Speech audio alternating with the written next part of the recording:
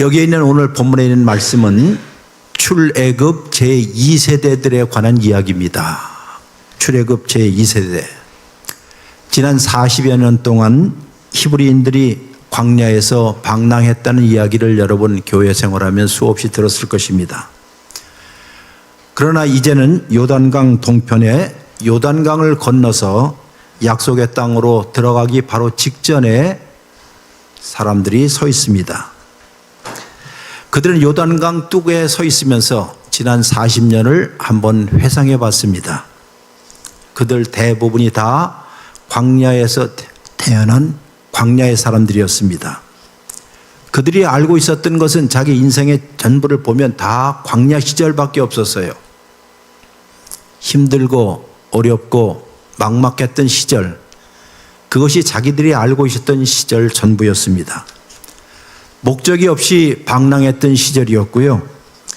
매우 힘든 시간을 보내었던 것이 바로 그 방랑 40년의 세월이었습니다. 그리고 그들이 가졌던 것은 막연하게 하나님이 우리를 인도하실 거야 하는 막연한 신앙 하나만 가지고 꾸역꾸역 40년을 살았습니다. 어찌 보면 이 광경은 여러분과 저의 삶과 비스름하지 않았는가 이렇게 생각이 들어요. 여러분들도 개인적으로 광야 시절이 지났던 사람들 아마 많이 계실 것입니다. 다른 사람과의 관계가 삐뚤어지기도 하고 또 힘들어지기도 하고 또 여러분의 일터와 직장에서 굉장히 힘든 시간을 보내었던 사람들도 있었을 것이고 또 어떤 사람들은 건강 때문에 참 힘들어해서 수술도 하시고 고난의 시간을 보내기도 했고 가장 사랑했던 자녀를 떠나 보내기도 하고 우리의 아들들, 손자들 보내기도 한 사람도 있습니다. 이게 다 우리 개인적으로 광야 시절이었죠. 그렇게 참 삭막하기 그지없었던 시절이었습니다. 그리고 우리는 그렇게 건조하고 딱딱한 막막한 장소들을 지나면서 지내왔습니다. 이것은 단순히 구약에 있는 이스라엘 백성들에 관한 이야기가 아니라 여러분과 저의 삶에 대한 이야기이기도 해요. 언제가 광야의 삶이었어요? 그것을 지나면서 하나님을 신뢰하고 믿기가 절대 쉽지 않았던 시절들이었죠. 기적은 거의 일어나지 않는 것이 우리의 일상이었습니다. 아주 막연하게 보이는 성경에서 이야기하는 약속들 하나만 그저 붙잡고 꾸역꾸역 살아온 것이 광야 시절이었습니다. 그럼에도 불구하고 여러분과 저는 한 가지는 배웠을 겁니다. 하나님을 신뢰하고 하나님을 의지하고 걸어가야 하겠다는 것 하나 딱. 왜냐하면 그렇게 걷는 것밖에는 달리 할 일이 없었잖아요. 광야에 살면서 걸어가는 것 외에 달리 할 일을 몰랐기 때문에 우리는 그렇게 꾸역꾸역 걸어왔습니다. 하나님께서 여러분과 저의 삶에 어떻게든지 정말로 개입하고 있다 하는 것을 믿었기 때문에 걸어온 사람도 있었지만은 그런 생각 없이 이 길 밖에는 걷는 것 밖에는 없었기 때문에 지금까지 걸어왔습니다. 그래서 때때로 우리는 하나님을 의지하고 사는 것 지난 30년 혹은 25년 혹은 50년 40년 광야 시일 동안에 이스라엘 백성들이 광야에서 잃어버린 것이 딱 하나 있었습니다. 하나님을 잃어버리는 것이 아니라 하나님을 도구로 사용하는 법을 잃어버렸다는 것이에요. 내 방식대로 내 생각대로 하나님을 섬기고 하나님을 따라가는 것, 그것을 잃어버리도록 하는 것, 그것이 진짜 광야에서의 삶이었습니다. 그런데 문제는 이것이었습니다. 하나님을 믿어도 어떤 축복이라든가 어떤 보상이 따라오지 않았음에도 불구하고 하나님과 함께 있음 하나 가지고 우리가 살 수 있을까 하는 생각을 할 때가 많이 있습니다. 아마 여러분과 제가 지난 25년 동안 교회적으로 아니면 또 개인적으로 30년, 40년 지내오시면서 이런저런 일들을 많이 겪지 않으셨어요? 하나님을 믿는다는 것이 살수록 결코 쉽지 않다는 것을 저도 절감하고 아마 여러분도 절감하실 것이에요.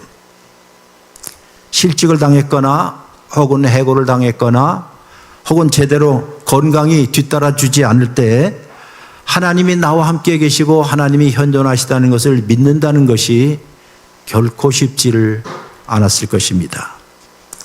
때로는 어떤 분들은 외로움에 세상에 나 홀라 있구나 하는 생각을 할 때는 하나님의 사랑이 내가 멀리 떨어져 있구나 하는 생각을 하게 되면 신앙생활 한다는 것이 결코 쉽지 않다는 것도 배우게 됩니다. 한마디로 이야기해서 신앙을 갖고 믿음을 갖고 꾸역꾸역 걸어가는 것이 결코 쉽지는 않았다는 사실이었어요. 오늘 성경 가운데서 여호수아가 백성의 지도자로서 그들에게 오늘 이야기합니다. 지난 이제 여러분들 40여 년 동안 강야를 지났지만은 그러나 우리에게는 가야 할 약속의 땅이 있습니다. 근데 약속의 땅 바로 직전에 요단강이 흐르고 있었습니다. 자, 이 요단강을 건너가야만이 되었습니다. 그래서 여호수아가 자기 백성들에게 이야기합니다. 제사장이 먼저 언약 궤를 메고 요단강을 건너게 하자. 그리고 분명히 요단강을 들어가는 순간에 물이 갈라져서 마른 땅이 있을 거야. 여러분들이 똑똑히 보시고 그리고 함께 걸어가자라고 이야기를 합니다. 아시다시피 이 언약궤는 다른 것이 아니라 하나님이 함께 계신다는 하나님의 보좌와 같은, 수레에 있던 보좌와 같은 것이었습니다. 언약궤의 네 구덩이에 고리를 매달아서 채를 끼워놓고 제사장이 그것을 들게 하였습니다. 달리 말해서 하나님께서 지난번 광야에서 언약궤를 만들어 놓으시고 이야기한 것은 내가 이 광야의 길고 긴 사막길을 지나면서 너희와 함께 있었던 것처럼 앞에 있는 요단강 강력한 물살을 헤치고 나서도 너희와 함께 있을 거야 하는 확신을 주기 위해서 그들에게 이 말씀을 하셨습니다. 그리고 그들이 건넜습니다. 여러분, 오늘 성경 가운데 이런 말이 있어요. 이들이 건넜던 때는 다름이 아니라 곡식을 거두는 시기였다 하는 말이에요. 달리 말해서 곡식을 거두는 시기라는 것은 그때 물이 엄청나게 불어서 도저히 건너가기 힘들 정도로, 달리 말해서 홍해 바다와 같이 여기에 요단강도 곡식이 불어서 곡식이 거둘 때에 요단강이 언덕까지 차서 도무지 사람이 건널 수 없을 때였다 하는 말을 붙이고 있습니다. 그런데 하나님께서 지난 40년 동안 그들에게 가르쳐 준 것은 딱 하나였지요. 너희가 나를 신뢰한다면 한 걸음 한 걸음 한 걸음 걸으라. 10발짝 20발짝 말고 딱 한 발자국씩만 걸으라 하는 것을 그들에게 보여주었습니다. 자, 이 요단강의 도하의 이야기는 사실상 옛날 옛적의 이야기가 아니라 여러분과 저의 이야기일 수일 거예요. 왜냐하면 어떤 분들에게는 광야와 같은 세월들을 지난 분도 있을 것입니다. 이제는 도저히 못 견딜 것 같아 했던 시절도 좀 지난 분도 있고요. 더는 눈물과 잠 못 이루는 밤이 계속되지는 않는 사람들도 있을 것입니다. 이제는 됐어. 이 정도면 됐어. 라고 하는 때, 바로 이때 하나님께서 이제는 요단강을 건널 때가 되었어. 라고 이야기하는 것이에요. 제가 이 성경을 읽으면서 우리 교회를 생각해 봤습니다. 지난 25년 동안 이런저런 많은 일들이 있었잖아요. 그리고 한 걸음씩 한 걸음씩 한 땀 한 땀 띄우듯이 여러분께서 모자이크로 이렇게 아름다운 무지개 교회를 만들어 주신 분들은 다름이 아니라 여러분들이었습니다. 그런데 이제 새로운 시대를 맞이하여서 또 한 걸음 요단강을 건널 때가 되었다 하는 생각이 들어요. 제가 모세는 아니더라도 모세의 때는 지났고 이제 여호수아의 때가 온 것 같다. 이제 여호사를 중심으로 해서 이 또 한 고비를 넘어가야 하는데 어떻게 넘어갈 것인가 하는 질문을 하게 되었습니다. 건너갈 것이다 하는 믿음을 요구할 만큼 우리 앞에 또 다른 장애물이 있을지도 모르겠습니다. 여러분, 여기에서 제사장이 발을 담그는 순간에 물이 갈라졌고 그리고 사람들이 그 가운데를 건너면서 가르쳐 주신 것이 돌 12개를 빼라고 그랬지요. 돌 12개를 빼어서 너희들이 오늘 밤에 잠자는 그 집에 유숙하는 곳에 12개를 놓으라는 말을 합니다. 요단강 한가운데 있을 때 돌을 빼라는 말, 곰곰이 생각해 보면 이것은 수백 년 흐른 후에 이사야가 이런 말을 했습니다. 바로 이때를 생각하면서 이런 말을 했던 것 같아요. 너희가 물 가운데로 지날 때라도 내가 너와 함께 있을 것이고 강을 건널 때라도 물이 너희를 침범하지 못할 것이다 하는 이 구절, 이사야서 43장 2절에 있는 이 말씀은 아마도 이스라엘 백성들이 바벨론 포로로 끌려가서 다시는 고향으로 돌아갈 수 없을 것이라는 막막하고 절박한 상황 가운데 있었을 때 이사야 예언자가 옛날 옛적 요단강 이 사건을 기억하면서 이런 말씀을 한 것이에요. 여러분들이 바벨론 포로에서 절망하고 미래가 없이 보이는 것처럼 보이지만은 그러나 꼭 기억하십시오. 왜 여러분들이 성경을 읽고 주일날마다 교회에 오십니까? 그것은 딱 한 가지 이유 때문이에요. 물 가운데로 지나갈 때 당신들 홀로 물 가운데 빠지게 하는 분은 아니십니다. 강을 건널 때에 물이 여러분들을 침몰하지 못하도록 만드실 것입니다. 왜냐하면 물 한가운데 하나님이 함께 계시기 때문입니다 하는 이 구절이었어요. 아마 여러분 가운데서 이 구절을 자기에게 한번 적용을 해보시면서 한번 지난 세월을 한번 돌이켜 보세요. 이게 바로 기억하는 일입니다. 기억. 그때는 너무너무 힘들었어. 내가 물 가운데 빠졌던 것 같아. 숨을 못 쉴 것처럼 정말 막막했어. 그런데도 지금 살아있는 걸 보니 어떻게 꾸역꾸역 왔네. 돌이켜보니, 기억해보니 바로 그 순간에서도 하나님이 여러분과 저를 붙잡고 있었다 하는 것을 못하는 거죠? 기억하는 것입니다. 그 당시에는 우리는 잘 몰라요. 지금 현재의 상황에서 우리가 잘 이해할 수 없는 일도 많이 있습니다. 그러나 조금만 시간 두고 뒤를 돌아다 보면 그때 그것이 바로 당신 덕분이었습니다. 하나님 덕분이었습니다. 고맙습니다. 감사합니다. 기억함으로써 우리는 감사를 배워가는 것이에요. 이런 말이 있잖아요. 기억하지 못하는 백성들은 망한다는 말이 있습니다. 한 나라도 그렇고 우리의 과거를 기억하지 못하면 망하는 것처럼 우리 그리스도인의 삶도, 여러분과 저의 삶도 기억을 해보면 수많은 실수와 잘못에도 불구하고 꾸역꾸역 광야에서 우리를 이끌어 오셨던 하나님을 생각해 보면 정말 고맙습니다. 감사합니다. 고맙습니다. 여러분이 예수님께서 사역을 하셨을 때, 지금 우리가 마가복음을 매 주일마다 우리 목사님 통해서 배우는데요. 자, 마가복음에서 예수님께서 사역을 시작하였을 때 예수님이 처음에 나타난 곳이 어디였어요? 요단강이었죠.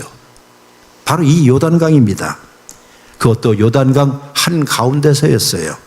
즉 요단강 물 한복판에 예수 그리스도께서 자기의 사역을 시작하셨습니다. 즉 성육신이라는 것이 이것이에요. 요단강 가장 거센 물살 가운데 있었을 때에 예수님께서 그 한복판에 서 계신 것과 그 가운데 있었던 기념 돌들을 빼어서 여러분과 제가 기억하고 기념하는 것과 별다른 차이가 없습니다. 심지어 예수라는 말의 뜻이 무엇이지요? 예수라는 말의 뜻은 여호수아라는 뜻이에요. 여호수아. 구약에서 여호수아라는 말과 신약에서 예수라는 말이 똑같은 말입니다. 그럼 뜻은 무엇이죠? 구원자라는 뜻이죠. 구출자라는 뜻이죠. 예수 그리스도께서 여러분과 저를 구출했기 때문에, 구원했기 때문에 오늘 그나마 마른 땅을 지금 걷고 있을 것입니다. 오늘 성경은 우리에게 또 이런 말을 해요. 세상에 물들이 출렁대고 세차게 흘러도 파고가 높아서 매우 위협적이라 할지라도 여러분과 저는 앞으로 걸어가야 할 것이에요. 그 물 한가운데 누가 계시다고요? 예수 그리스도 하나님이 함께 계신다는 말을 하고 있어요. 제가 종종 사도신경, 오늘도 여러분께서 사도신경을 암송했는데 사도신경 예수 그리스도에 대한 고백을 하면서 이런 구절이 있어요. 전능하사 천지를 쭉 나오다가 본디오 빌라도에게 고난을 받아 십자가에 못 박혀 죽으시고 그 다음 장사한 지 다음에 빠진 구절이 있지요. 아마 잘 모르실 거예요. 전 세계의 모든 교인들이 사도신경을 외울 때마다 한국 사람만 빼놓고 하는 구절을 꼭 외웁니다. 그것이 뭔가니? 장사되어 그 다음 말이 예수 그리스도가 지옥에 내려가셨습니다 하는 구절이에요. He descended into the hell이라는 말 꼭 붙여서 해요. 전 세계 어느 교회를 가더라도 장사되어서 예수님께서 십자가에 못 박혀 장사된 다음에 어디 가셨다고요? 지옥에 내려가셨습니다. 그리고 3일 만에 란 말이에요.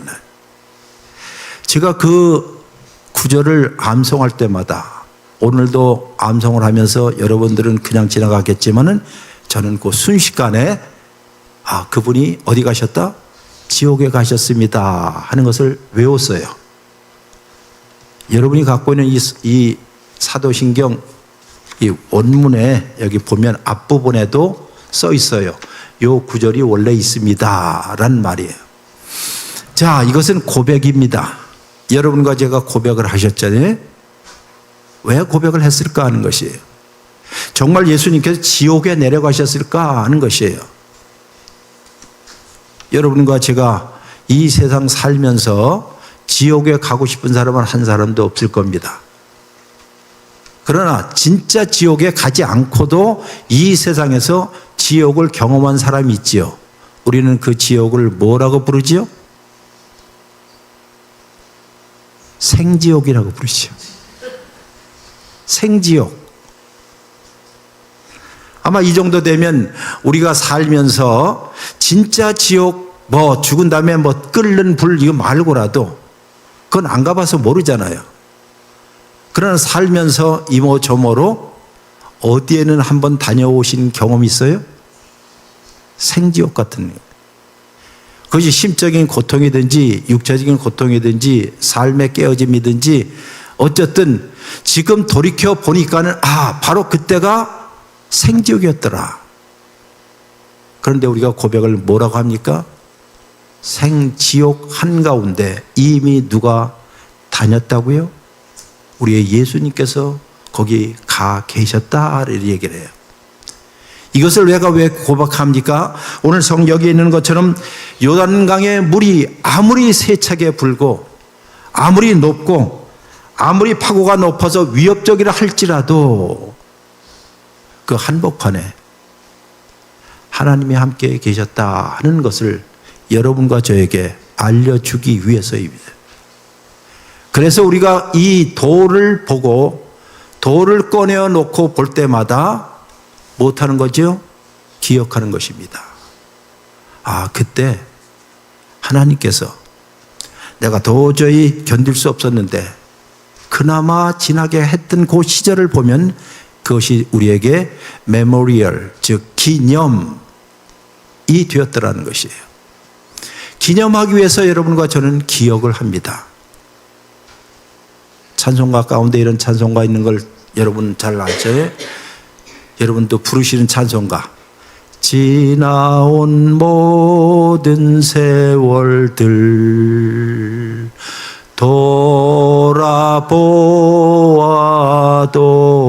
돌아보아도 그 다음 그 어느 것 하나 주의 손길 안 미친 것 전혀 없네. 지나온 세월들을 쭉 보면서 못했다고요? 돌이켜 봤다는 것, 그것이 바로 기억하는 것이에요. 어떻게 내가 걸어왔을까? 어떻게 내 인생을 살아왔을까? 말이 나와서 그런데 요즘에는 제가 가끔가다 주로 하는 일들 중에 하나가 옛 사진들을 보는 거예요. 앨범을 쳐다봅니다. 나도 한때 젊었을 때가 있었구나. 한때 우리 애들이 요만할 때가 있었구나.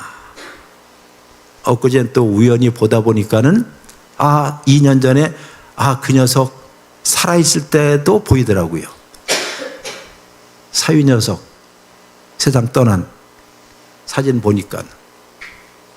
그리고 또 한 7년이게 몇 년 전 보니까는 우리 그때 김정윤 권사님 손자 그것도 보이더라고요.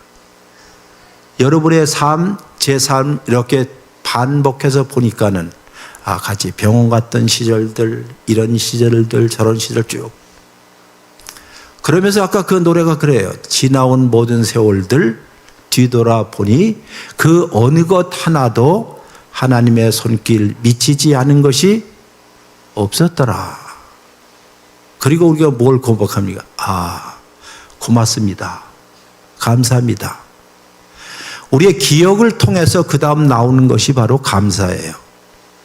감사는 억지로 감사원금해라, 감사해라 되게 아니라 돌이켜 보니 감사할 조건이 이런 것이구나. 성경은 우리에게 기억하시고 기억하게 되면 못한다고요? 감사해요. 충만한 감사는 아닐 수도 있어요. 왜냐하면 아직도 하나님과 신경이 하는 분도 있거든요. 하나님과 함께 지금 아직도 왜 이래요 하고 대드는 사람도 있어요. 그럴 수도 있어요. 그래도 그분의 손 안에 맡겨서 지금까지 걸어온 것을 생각해 보면 그저 한마디 고맙습니다. 고맙습니다. 제가 좋아하는 단어 가운데 하나가 전에 한번 이야기하는 것처럼 덕분에라는 말이에요. 한번 해보실까요? 덕분에. 자, 어쨌든 누군가의 덕분이구나 하는 걸 생각해야 돼요. 내가 내 잘난 것 때문이 아니라 당신 덕분이에요. 그대 덕분입니다. 물론 하나님 덕분입니다. 덕분이에요. 덕분이라는 말을 사용하기 시작하면서부터는 마음이 차분해지고 고마워져요. 고맙잖아요. 기억하는 일에서부터 우리는 감사함을 얻게 돼요. 자, 아까 이야기했던 것처럼 예수님을 생각하는 것, 즉 기념석을 생각하는 것, 그리고 우리의 지나왔던 발걸음을 생각하는 것, 그리고 한 땀 한 땀 수를 놓았던 것들을 생각해 보면 그저 다른 것 없이 고맙습니다. 감사합니다 하는 말밖에 없어요. 여러분과 저의 인생을 아름답게 만드는 방식 딱 하나 있습니다. 고마워할 줄 아는 마음이에요. 고마워할 줄 마음. 그것이 하나님에 대한 고마움이든지 아내에 대한 고마움이든지 남편에 대한 고마움이든지 자식에게 대한 고마움이든지 옆에 있는 우리 성도들에게 고마움이든지 고마운 마음을 품고 사는 것, 이것이 정말 우리의 삶을 익어가게 만드는 것이에요. 익어가게 만드는 것. 자, 기념비를 이렇게 세웠습니다. 기념비를 세운 다음에 여러분 아시다시피 성경을 보면 12돌을 어디에다 놓는 거 아니? 요단강 한복판에도 놔요. 그리고 또 다른 12돌을 자기네들이 기념품으로 놓습니다. 2개. 모두 합하면 모두 몇 개가 돼요? 24개가 되죠. 이거는 그냥 발칙한 상상인데, 하나님께서 24를 참 좋아하시는구나. 구약에서의 12지파하고 신약에서 12제자들, 온 세상에 있는 모든 교회들 가운데 함께 계시는 하나님인가? 자, 이제 이렇게 됐으면 또 하나가 또 기억할 필요가 있어요. 이 돌들을 빼어놓고 기념비를 만들었잖아요. 여러분, 전쟁에서 기념비라는 것은 전쟁이 끝난 다음에 기념비를 만듭니까? 전쟁하기 전에 기념비를 만듭니까? 예? 끝난 다음이죠. 근데 오늘 성경은 아주 독특하게도 기념비를 앞으로 어디에요? 가나안 땅에 들어가서 수많은 전투가 있고 앞으로 해야 할 일들이 엄청나게 많은데도 불구하고 이것을 기념비로 놨다는 사실이에요. 이게 매우 독특한 것 같아요. 보통 세상 사람들은 내가 성취한 다음에 이렇게 기념 동상이라든가 기념비를 세우는데 여기는 그게 아니라 요단강을 건너자마자 그것을 딱 기념비를 놓고 이제 가나안 땅에 들어가는 일들을 시작합니다. 이것은 우리에게 헌신을 요구한다는 뜻도 돼요. 이제 말씀을 마칩니다. 쉽게 이야기해서 과거는 기억을 하시고 현재에는 감사하시고 미래에는 헌신을 하세요. 왜냐하면 먼저 가 계신 하나님이 계시기 때문이에요. 우리의 삶을 이끌어 가시는 바는 그분이라 생각을 하신다면, 마지막으로 제 어렸을 때 이야기, 아마 5살 때쯤 되었어요. 저 영등포 당산동에 살 때였는데 일본 집, 그렇게 일산 가옥에서 살았습니다. 한여름이었습니다. 한여름에 비가 떨어지면 철철철철 떨어지는 소리.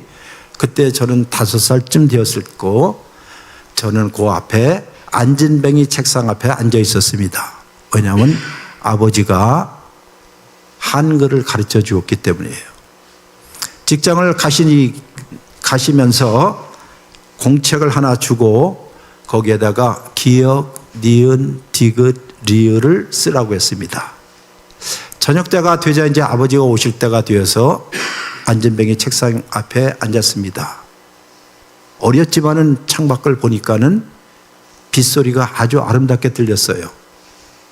철제 지붕에 탁탁탁탁 소리는. 그리고 저는 거기에다가 시각고 네모 반듯한 데다가 글자를 썼습니다. 이렇게 기역, 니은, 디귿. 여러분, 요 5살짜리가 요 조망만한 손에 연필을 쥐고 쓰면 이게 제대로 쓰여지겠습니까? 잘 안 쓰여지죠. 이렇게 쭉 쓰다가 삐뚤어 나가기도 해요. 그리고 또 다시 끼입니다. 한참 쓰고 있는데 저녁 때쯤 되었어요. 뭔가 따스함을 느꼈어요. 봤더니 아버지가 들어오시더니 아마 굉장히 귀여웠던 것 같아요. 큰아들이니까. 그러니 뒤에서 이렇게 폭 안아갖고 제 조망 많은 손을 딱 잡으신 거예요. 그리고 아버지와 함께 나머지 리을, 디귿, 미음, 비읍을 쓰기 시작했습니다. 그렇게 해서 맨 끝에까지 썼어요. 지금도 아주 생생하게 나요. 그때를 생각해 보니까는 우리의 인생도 신앙도 이어갔지 않을까. 손으로 써내려간 지나간 내 인생의 장들 있잖아요. 1장, 2장, 3장 여러분들. 근데 그 글씨체를 보면 내 글씨체 같기도 하고 내 글씨체가 아닌 듯도 해요. 되돌아보니 그분께서, 하나님께서 내 조망 많은 손을 들고 잡고 한 끔 한 끔 써내려간 것, 그런 글들이었습니다. 심지어 내가 고집스럽게 삐뚤빼뚤 써내려가 할 때라도 그분께서 내 손을 붙잡고 꼭 감싸고 내가 잡은 연필이 네모 글자 칸 밖으로 나가지 않도록 꺾기도 하고 또 붙잡기도 하고 때때로 놓치기도 하고 하면서 글자를 써왔던 것, 이런 생각이 들어요. 아, 이것이 신앙의 길이구나 하는 것. 돌이켜보니 그저 감사할 따름이었어요. 하나님께서 내게 대해서 신실하게 대했던 것처럼 내 앞으로 써야 할 일들, 써가야 할 글들이 있다면 그분에게 신실하게 응답하는 삶을 사는 것, 이것이 신앙이 아닌가 이렇게 생각이 들었어요. 아마 여러분도 그럴 거예요.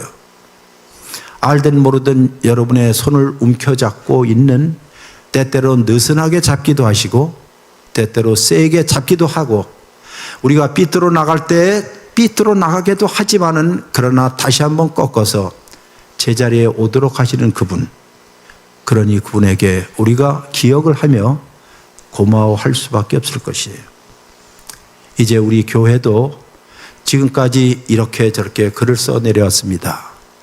앞으로 또 어떤 글들이 쓰여질지는 우리는 기대합니다. 그러나 여기에 모든 분들이 함께 동참하시고 헌신하여서 아름다운 글들, 여러분의 인생과 우리 교회의 아름다운 글들이 써지기를 주의 이름으로 축원합니다. 기도합니다. 자비로우신 하나님 아버지, 고맙습니다. 우리 개인적인 삶의 과거를 기억해 봅니다. 그리고 생각해 보니 당신 덕분이었을 때가 너무 많았습니다. 우리의 이웃에 대해서도 고마운 마음을 갖습니다. 우리의 남편과 아내와 자녀들과 그리고 우리의 선생님들, 우리의 가장 가까웠던 친구들에게 당신 덕분이었습니다 하는 마음, 이 추수의 계절에 감사로 풍성하게 해 주시고, 아무리 물살이 세어도 앞으로 또 가야 할 길이 있기 때문에 주님과 함께 이 긴 신앙의 여정 씩씩하게 잘 걷게 하여 주시고, 우리의 헌신을 통하여서 우리의 가정과 우리의 자녀와 그리고 무엇보다 우리의 교회가 더 아름답게 장식될 수 있도록 축복하여 주시옵소서.